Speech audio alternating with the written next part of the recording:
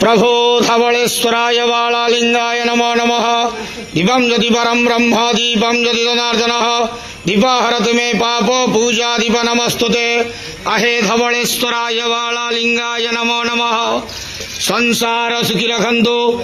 आज पवित्र धर्मर मास कार्तिक मासर नाग चतुर्थी शुभ शनिवार रे समस्त श्रद्धालु भक्त मानक आशीर्वाद करंतु, मनस्कामना पूर्ण करंतु, कर्म क्षेत्र उन्नति करंतु, ग्रहरिष्ट खंडन करंतु, जगतर मंगल करंतु, विश्वर कल्याण करंतु, आपण नाम विख्यात करंतु, सेवकर डाक श्रवण करंतु, समस्त गुआवसा भक्त मानकर मनस्कामना पूर्ण करंतु। जो जो भक्त माने आपण पाखरे मानसिक रखिछंती तांका मानसिक पूर्ण करंतु। धवलेश्वराय बालालिंगाय नमो नमः। संसार सुखी रखंतु, आनंद के वार। हरि बोलो।